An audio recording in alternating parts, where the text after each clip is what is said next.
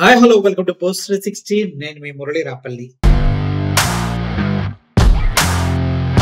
మన ఆంధ్రప్రదేశ్లో అనుకున్న కూటమి ప్రభుత్వం అంటే బీజేపీతో కలిసి ఉన్న రాష్ట్రాలనే పరిస్థితి అధోగతే అన్నమాట.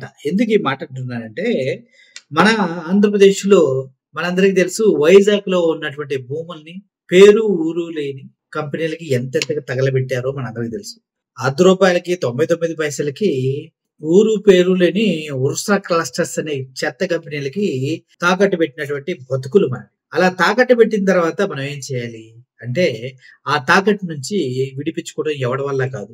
ఎందుకంటే బీజేపీ గవర్నమెంట్ అనుసంధానంగా ఉన్నటువంటి పార్టీలు ఏవైతే కూటమిలో ఉన్నాయో ఈ పార్టీలన్నీ కూడా ఒకే పందాన్ని అనుసరిస్తూ ముందుకు వెళ్తూ ఉన్నాయి. మన ఆంధ్రప్రదేశ్ లో చూసుకుంటే ఉర్సా క్లస్టర్స్ కి 3,000 కోట్ల రూపాయల వాల్యూ కలిగిన భూముల్ని చవకగా 59 పైసలకో రూపాయికో ధారాదత్తం చేశారు. ఆ తర్వాత ఆ కంపెనీ అడ్రస్ గలంతూ వాళ్ళంతా పెద్ద వీళ్ళు వాళ్ళని తెలిసిన తర్వాత ఏం చేయాలో అర్థం కాక మళ్ళీ దాని నుంచి డిఫెన్స్ లో పడి ఎవరిచ్చారు ఏంటి అంటూ సొల్లు కబుర్లు చెప్పడం జరిగింది. ఓకే, అయిపోయింది. ఇప్పుడు కేవలం ఆంధ్రాలోనే ఇటువంటి పరిస్థితులు ఉన్నాయంటే ఆంధ్రాలోనే కాదమ్మా, చాలా కంపెనీలు చాలా దగ్గర ఇలాగ ఉన్నాయి. పవన్ కళ్యాణ్ గారు కూడా తన ప్రొడ్యూసర్ కి ఇలాగే భూమిని ధారాదత్తంగా ఇచ్చారు. 1,200 ఎకరాలు అనే విషయం మీకు తెలుసా? తెలియదు. ఆయన కూడా ఇచ్చారు. వాళ్ళ సినిమా ప్రొడ్యూసర్ ఎవరైతే లాస్ అయ్యారో వాళ్ళకి ధారాదత్తంగా ఇంత 1,200 ఎకరాలు అనేది ఇవ్వడం జరిగింది. ఏదో బిజినెస్ లో పెడతారంట. ఆయన కూడా ఎక్స్పీరియన్స్ ఏం లేదు. మీరు కనుక ఆలోచించినట్లయితే అదానికి దగ్గర దగ్గర 1,020 ఎకరాలు రూపాయికి ఇచ్చేశారు మన నాయకులు. అది చూసిన తర్వాత నాకు అనిపిస్తుంది సిగ్గుండాలి ఈ నాయకులకి అనిపిస్తుంది. 1,020 ఎకరాలు అదాని పవర్ ప్లాంట్ కి ఫ్రీగా ఇచ్చారు. ఆ బీహార్ లో ఆ అదాని పవర్ ప్లాంట్ లో వచ్చినటువంటి పవర్ మళ్ళీ వీళ్ళకే అమ్ముతారు, వీళ్ళ దగ్గర నుంచి డబ్బులు తీసుకుంటారు.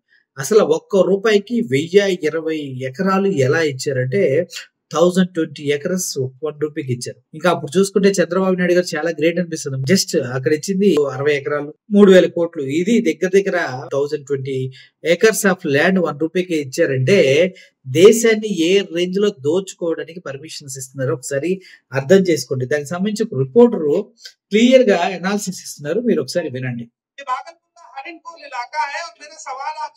ఇది బాగల్పూర్ దగ్గర ఉన్నటువంటి హరిన్పూర్ ఇలాకా. అక్కడ జరుగుతున్నటువంటి ఘటనని మనకి అర్థవంతంగా చెప్తూ ఉన్నారు. క్లియర్ గా ఫస్ట్ నుంచి వినండి. ये भागलपुर का हरिनपुर इलाका है और मेरा सवाल आपसे है कि ये 1 रुपया है मेरे पास, 1 रुपए में क्या मिलता है? आपका जवाब होगा कुछ नहीं मिलता है। लेकिन अगर सैया भय कोतवाल तो डर काहेगा। इसी हरिनपुरा के आसपास इसी भागलपुर में सरकार ने 1,020 एकड़ जमीन अडानी पावर ग्रुप को 1 साल के लिए 1 रुपए की लीज पर दी।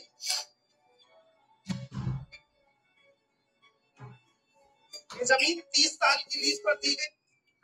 అది 30 సంవత్సరాలకి లీజ్ కి ఇచ్చారు. 1,020 ఎకర్స్ 30 సంవత్సరాల తర్వాత బ్రతికే దేవుడు ఉండే దేవుడు అదంతా వాళ్ళ సొంత ల్యాండ్ అయిపోతాయి కదా. यानी 30 रुपए में 30 साल तक 1,020 एकड़ जमीन अडानी को सरकार देगी। उस पर पावर प्लांट लगेगा, बिजली बनेगी और वो बिजली इन गांव को फिर से बेची जाएगी और जाहिर सी बात है ऊंची दर पर बेची जाएगी क्योंकि कोई भी कंपनी अपना मुनाफा ही देखती। అర్థమైంది కదా. దేశవ్యాప్తంగా ఇలాగా నిలువు దోపిడీలు చేసుకోవటమే, ప్రజల ఆస్తుల్ని అక్రమంగా రూపాయికి 1/2 రూపాయికి పప్పు బెల్లాలు కాదు కనీసం పిల్లాడికి చాక్లెట్ కూడా రాని రూపాయి తోటి 1,000 ఎకరాల భూముల్ని 1,000 కోట్ల ఆస్తుల్ని సొంతం చేసుకుంటూ ఉన్నారు రాజకీయ నాయకులకి తొత్తులుగా ఉన్నటువంటి సో కాల్డ్ అదాని, ఇక్కడ ఉర్సా క్లస్టర్స్ లాంటి సొల్లు కంపెనీలు అన్నమాట. ఒకసారి అర్థం చేసుకోండి. మీరు ఎంత కష్టపడినా కూడా నెలకి ఒక 50,000 సంపాదిస్తే అమ్మ గ్రేట్ అనుకుంటూ ఉంటారు. కానీ ఒక్క రూపాయితో కొన్ని 1,000 కోట్లు ఎలా సంపాదించాలి, ఈ రాజకీయ చెత్త చదరంగంలో మీరు పౌలుగా ఎలా కొట్టుమిట్టాడాలి, మీరు ఎన్ని చేసినా తినటానికి తిండి కోసం దగుల్బాజీ బతుకులు మనవి. ఒక్క రూపాయితో 1,000 కోట్ల ఆస్తుల్ని కొల్లగొట్టిపోతున్న దర్జా బతుకులు వాళ్ళవి. ఇటువంటి చెత్త రాజకీయాల్ని, చెత్త నాయకుల్ని, చెత్త పొలిటీషియన్ ని చూస్తూ కూడా నోరు మెదపకుండా అందభక్తితోటి మనం బ్రతుకుతూ ఉన్నాం అంటేనే అర్థం చేసుకుని మనం ఎంత చేత కాని చావలేని బ్రతుకులు బ్రతుకుతున్నామని. ఈ బ్రతుకులు బ్రతకడం కన్నా చచ్చిపోవడం బెస్ట్ ఏమో అనిపిస్తుంది అప్పుడప్పుడు నాకైతే. ఎందుకంటే దీన్ని వ్యతిరేకించి మాట్లాడుతున్నాను కాబట్టి, ఈ సిస్టాన్ని ప్రశ్నిస్తున్నాను కాబట్టి, కొంతమందిలోనైనా నా మాటలు వెళ్ళి వాళ్ళు అన్నా కరెక్టే అంటున్నారు కాబట్టి, కొంత ధైర్యంగా ఏదో ఒకటి చేయగలను ఫ్యూచర్‌లో అనే నమ్మకంతో ముందుకు వెళ్తున్నా. కానీ ఒక్కటి మాత్రం వాస్తవం. ప్రతి అన్యాయాన్ని ప్రశ్నిస్తాం. ప్రతి ఒక్కడిని కావాలంటే కోర్టుల వరకెళ్లి లాగుతాం. ఇందులో ఎటువంటి సందేహం లేదు. Thank you for watching this video. మన ఆస్తుల్ని తాకట్టు పెట్టే చెత్త రాజకీయ నాయకుల్ని, మట్టితో నిండిన, కష్టంతో నిండిన మీ చెప్పులతో చెంపలు పగలగొట్టాలని మనసారా కోరుకుంటూ, ఆ రోజు కోసం నిరీక్షిస్తూ సెలవు తీసుకుంటున్నాం. Thank you for watching this video. Murali signing off. Thank you so much.